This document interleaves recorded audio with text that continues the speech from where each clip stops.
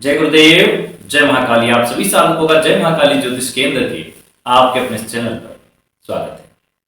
26 दिसंबर 2023 यानी इसी माह की 26 तारीख को भैरवी सिद्धि दिवस है, जिस दिन आप भैरवी साधना, पाताल भैरवी साधना, त्रिपुर भैरवी साधना कर सकते हैं। और भैरवी एक ऐसी सिद्धि है जो बड़ी से बड़ी तांत्रिक क्रियाओं को काट देती है। चाहे आपके या किसी के ऊपर मारण, मोहन, उचकन, स्तंभन, उच्चाटन क्रिया की गई हो, उसको काट देती है। किसी भी प्रकार से गंभीर कोई क्रिया, कोई प्रभाव या मारक प्रयोग किया गया हो, उसे काट देती है। शत्रुओं का समूल नाश कर देती है। एक तरह की मारक शक्ति होने के कारण आपके शत्रुओं को मिटा देने की क्षमता रखती है। हालांकि मारण प्रयोग किसी पे नहीं करना चाहिए और किसी शक्ति के माध्यम से भी कितना भी समस्या हो, ऐसा संकल्प नहीं लेना चाहिए, क्योंकि उसके बहुत दुष्परिणाम भोगने पड़ते हैं, इस जन्म में भी और जन्म के बाद भी। इसलिए क्रोध में तो व्यक्ति ले लेता है संकल्प, लेकिन ऐसा नहीं करना चाहिए। शत्रु मुक्ति और शत्रु भय मुक्ति का संकल्प ले लें तो बेहतर है। इस दिन एक दिवस में ही इस शक्ति को सिद्ध किया जाता है, उसके बाद इसका प्रयोग किया जाता है। सिद्ध करने के लिए किन चीजों की आवश्यकता है, प्रयोग कैसे करते हैं, वो जान लें आप। वैसे तो इसमें त्रिपुर भैरवी यंत्र और माला का प्रयोग होता है, लेकिन चूंकि समय कम है, बहुत से लोग व्यवस्था नहीं कर पाते, तो उसके लिए हम एक ये ऑप्शन देते हैं आपको कि आप इसमें ये कर सकते हैं कि त्रिपुर भैरवी फोटो निकाल लें और उस फोटो की प्राण प्रतिष्ठा करके घर पे रखें। और उसके बाद जो माला है, इसमें आप रुद्राक्ष की प्रयोग कर लें। उस एक दिन को आप इसको सिद्ध कर लें, फिर जब आपको प्रयोग करना हो, आप इसका प्राण प्रतिष्ठित त्रिपुर भैरवी यंत्र और माला कर लें। सिद्धि हो जाए उसके बाद यंत्र माला के माध्यम से आप कभी भी उसका प्रयोग कर सकते हैं। अब इसको कैसे करना है, कब करना है, वस्त्र, दिशा, आसन, मंत्र, इन सबको जान लें, क्योंकि उच्च कोटि की साधना है, महाविद्या है, बहुत प्रभावशाली है। महाविद्या साधनाओं को, लंबी साधनाएं उन्हीं लोगों को करनी चाहिए जो गुरु दीक्षित हैं, अन्य लोगों को नहीं। लेकिन एक दिवसीय प्रयोग अवश्य किए जा सकते हैं सिद्धि के निमित्त। और जब सिद्धि हो जाए एक दिवसीय, तब इनके प्रयोग केवल खुद पर कृपा प्राप्ति के निमित्त, खुद की दरिद्रता का नाश हो, खुद के भय का नाश हो, दुर्भाग्य का नाश हो, हमारा कोई काम नहीं बन रहा वो काम बन जाए, इस प्रकार संकल्प लेके आप बस 3 दिन 7 दिन का अनुष्ठान फिर कर सकते हैं। लेकिन आपने गुरु दीक्षित नहीं है, आपके पास मंत्रों को जो अनुष्ठान है गुरु मंत्र का, उसका प्रभाव नहीं है, और आप सीधे ही ये सोचें कि मैंने अब एक दिन की सिद्धि कर ली, मैं किसी के ऊपर कोई गंभीर प्रयोग कर दूं, शत्रुओं का नाश कर दूं, तो इसका रिजल्ट आप पर उल्टा ही आएगा। खुद के फायदे के लिए कर सकते, दूसरे पर नुकसान नहीं कर सकते, कहने का सीधा मतलब है। तो आप इसका लाभ उठा सकते हैं। अब बहुत सारे हमने ऐसे लोग देखे, जब हमसे बोले गुरु जी हम तो बहुत दिन से गुरु मंत्र जप कर, बोला कितना अनुष्ठान किया, बोले बहुत सारे मंत्र जप कर ले। बोला कितना अनुष्ठान किया, 1 लाख 2 लाख, बोले नहीं, बोले हम 3 माला रोज करते हैं, 2 महीने से कर रहे हैं। तो ये बहुत कहाँ से हो गया? कोई बोलता है 1 महीने से 1 माला कर रहे थे, बहुत कहाँ से हो गया? हमें लगा बहुत से, मतलब आपने 16-17 लाख मंत्रों के अनुष्ठान कर लिए। अरे बोले गुरु जी इतना कब करेंगे? तो फिर बहुत कहाँ से आ गया भाई? आपके पास कम से कम 3-4 लाख गुरु मंत्र अनुष्ठान हो, उनका प्रभाव हो, तब आप कोई साधना करें तो काम की बात है। और महाविद्या साधनाओं को करने से पहले उनकी जो सहयोगी योगिनी साधना, यक्षिणी साधना, उनको संपन्न किया जाता है, या फिर एक दिवसीय उनको प्रयोग किए जाते हैं जिनसे उनकी कृपा प्राप्ति हो। जैसे धूमावती प्रयोग एक दिवसीय भी होता है, जिससे उनकी कृपा प्राप्त होती है। अघोर लक्ष्मी का एक दिवसीय प्रयोग होता है, उनकी कृपा प्राप्त होती है। स्थिर लक्ष्मी का एक दिवसीय होता है। वैसे सात्विक साधनाओं को आप लंबा अनुष्ठान भी कर सकते हैं अगर सही नियम पालन कर रहे हैं तो। लेकिन जो तामसिक साधनाएं होती है, जो षटकर्म से संबंधित होती है शक्तियां, और खासतौर से महाविद्या, तो फिर आपको बहुत सोच समझ के करना चाहिए। गुरु दीक्षित व्यक्ति को ही उसमें आगे बढ़ना चाहिए। खैर, अगर आप गुरु दीक्षित नहीं है तो भी आप 26/12/2023 को ये एक दिवसीय प्रयोग करके इस शक्ति को सिद्ध कर सकते हैं, और बाद में यंत्रमाला के माध्यम से अनुष्ठान करके स्व कार्य सिद्ध कर सकते हैं। किसी का नुकसान नहीं करना है। आप इस चीज को समझ ले, बहुत पछताएंगे अगर आपने गलत संकल्प ले लिया तो, क्योंकि इसके हमने ऐसे प्रभाव देखे हैं कि सोचा भी नहीं जा सकता। ऐसा ही एक कहानी सुनाते हैं आपको।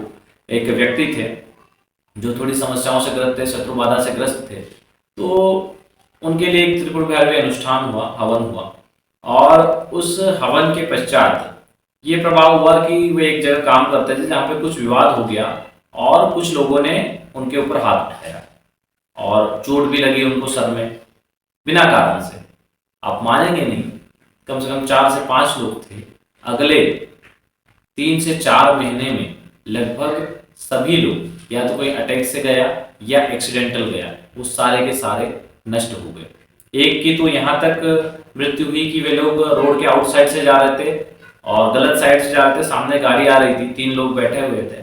तो पीछे वाले ने सोचा कि जो पीछे वाला मेन उनमें लड़ाई करने वाला था, उसे लगा कि ये ट्रक हमें घुस जाएंगे अंदर, तो मैं अपनी जान बचाने के लिए कूद जाऊं।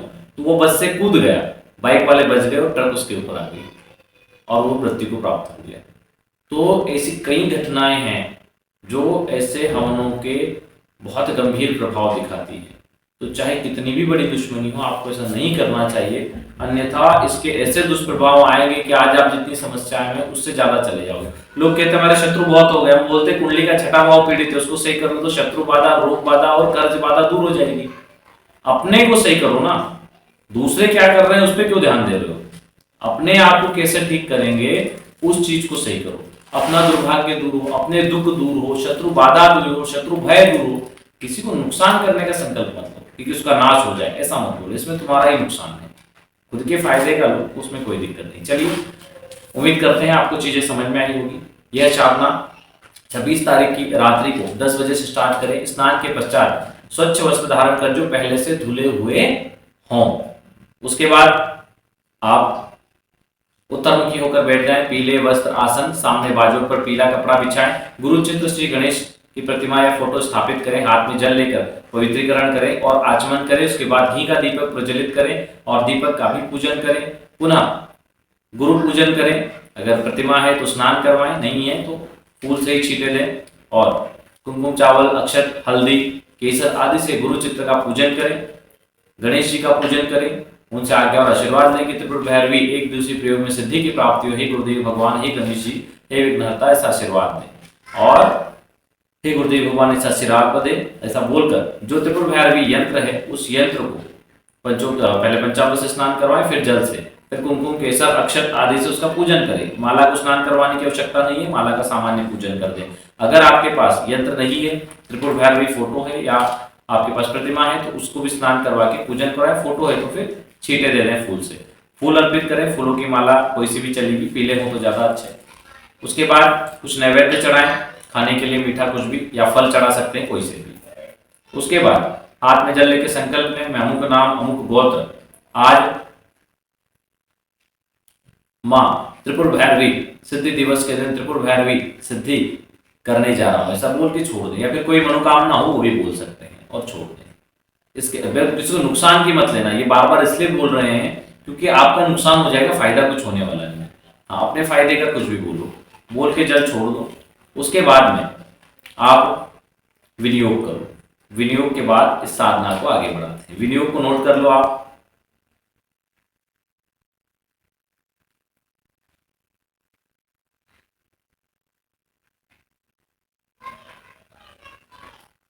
ओम अश्वश्री त्रिपुर भैरवी मंत्रस्य दक्षिणामूर्ति ऋषि पंक्तिच्छंद त्रिपुर भैरवी देवता ऐं बीजम ह्रीं शक्ति क्लीं क्लिकम ममाभीष्ट सिद्धये जपे विनियोग। हाथ में जल लेके विनियोग किया, छोड़ दिया।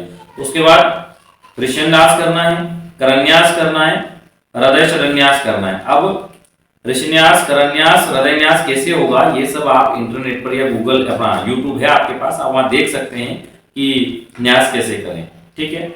उसके बाद ध्यान मंत्र को नोट करिए। ध्यान मंत्र नोट करिए। हाथ जोड़कर माँ त्रिपुर भैरवी का ध्यान करें।